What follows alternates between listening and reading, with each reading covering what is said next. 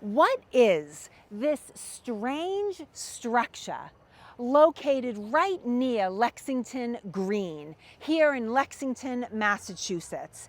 And why was it so important on April 19th, 1775, when some of the first shots of the American Revolution were fired? It is a beautiful morning here on Lexington Green, where in the early morning hours of April 19th, 1775, express rider Paul Revere passed by on his famous midnight ride, and where Captain John Parker's Lexington Company of Militia would confront the British on their way to Concord. A strange structure, exactly like this one, was standing on Lexington Green at that moment. In fact, it played a major role in assembling the Lexington Company of Militia on the Green on that fateful morning. So what the heck is this thing? And what role did it play in sparking the battles of Lexington and Concord? I hope you're wearing your adventure pants, everybody, because today we are off on another historical action adventure. Oh, and this time I've got a surprise for you that I think you might like. At about 1 a.m. on the morning of April 19th, 1775, express rider Paul Revere tore up to this very house on the back of his borrowed trusty steed. He had been dispatched from Boston by Dr. Joseph Warren with an urgent message for provincial leaders John Hancock and Samuel Adams, who were staying inside this house on that night. In 1775, this was the home of the Reverend Clark of Lexington, and today it is the Hancock Clark House, which is a museum that you can visit if you want to be inside the actual rooms that Hancock and Adams were in on that night. And Revere had been dispatched with a warning to Hancock and Adams that the British were on the move and possibly headed this way. But Revere could not deliver his warning right away, because this house in the early morning hours of April 19th was surrounded by guards. It had already been a kind of hectic day and evening in the Lexington area, and word that British officers were out and about in the countryside harassing and insulting people had already reached Lexington. In response to that, Sergeant William Monroe of the Lexington Company of Militia had posted guards, including himself, all around this house in an effort to protect the provincial leaders, Hancock and Adams, who were inside. And those guards were about to meet our famous midnight rider, Paul Revere. And this strange structure would soon come into play. So Paul Revere gallops right up to this house and he says, "I have an urgent message that I have to deliver to Hancock and Adams inside." And the guards are like, whoa, you can't come in. The family has just retired for the evening, and they said they don't want to be disturbed by any noise about the house. And years later, Sergeant Monroe recalled that Paul Revere said, "Noise? You'll have noise enough before long. The regulars are coming out."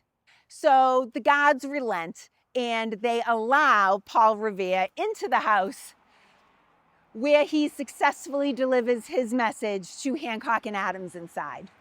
So that's where this thing comes into play. Now, I bet you thought I forgot about this, but I didn't. This strange structure is called the Belfry, and it's just a little ways off of Lexington Green. You can walk here. And it is a replica The original belfry that stood on Lexington Green on April 19th was unfortunately destroyed in a storm in 1909, so it no longer exists. But the following year, the Lexington Historical Society had this rebuilt according to the specifications of the original. We have an image of what this thing looked like on Lexington Green, which I'll show you momentarily. But first, I wanted to point out that in 1775, the original belfry stood here, and there's this boulder here now marking the spot. So the British approached from the east, my left. The American militia was arrayed toward the west, my right, and then the road that the British would later take out to Concord was in front of me and ran past the belfry. Just a couple of weeks after the battles of Lexington and Concord, two men from Connecticut, Amos Doolittle and Ralph Earl, sketched Lexington Green. So not only do we see the confrontation between the American militiamen and the British troops, we also see the belfry.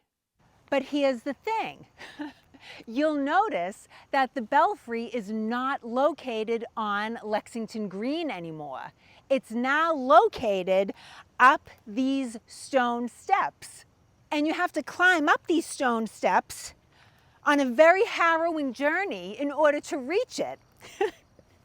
So if you were considering subscribing to this channel, be forewarned. We embark on historical action adventures, and this is not for the faint of heart. So think twice before you consider subscribing. Okay, I made it.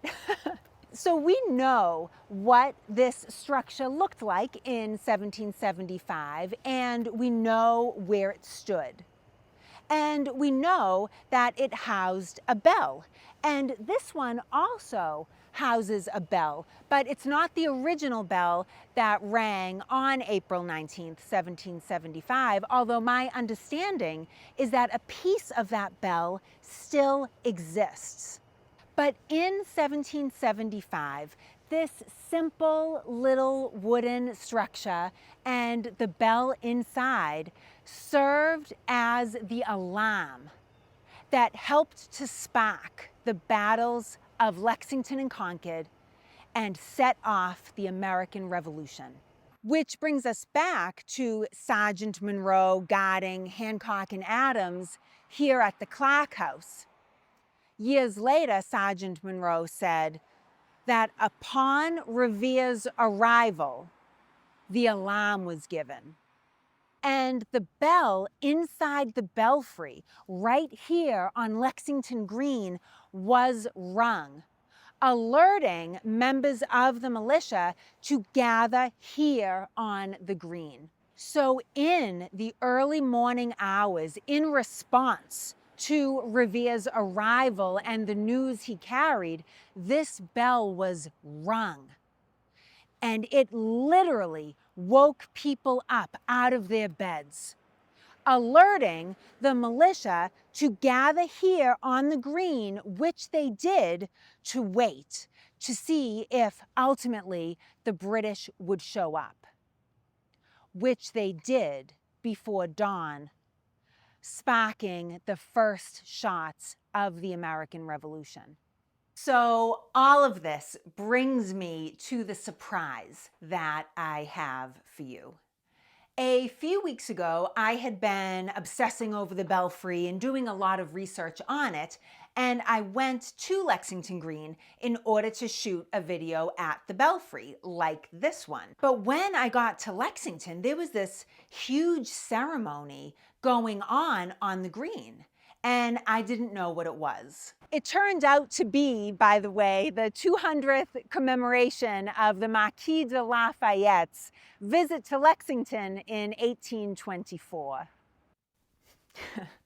So when I got to Lexington, I made my way to the belfry.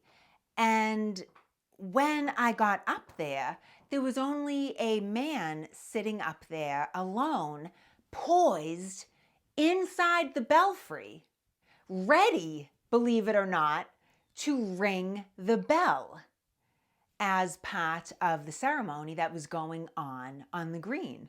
I have to tell you that I thought it was really strange that I was kind of zeroing in on the belfry and asking myself all sorts of questions like, what did the bell sound like when it was ringing as an alarm in the early morning hours of April 19th? And what did it sound like and how far did the sound travel?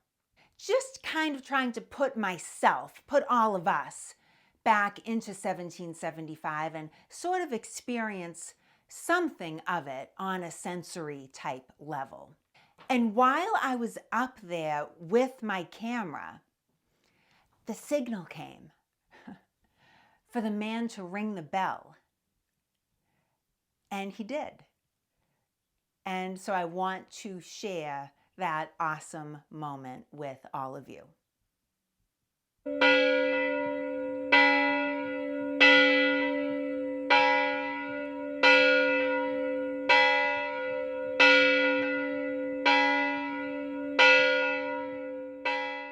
If you felt like you were back in 1775 for a moment, like I did when that bell began to ring, then I hope you'll consider clicking the like button.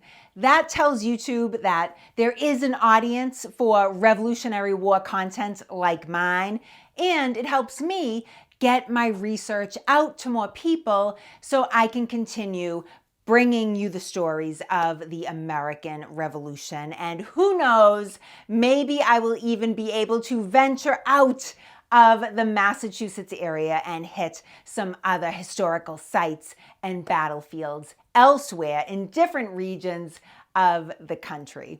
So I hope you'll stay tuned for that. Thank you all so much, as always, for sharing the journey with me. And I will see you in the next video.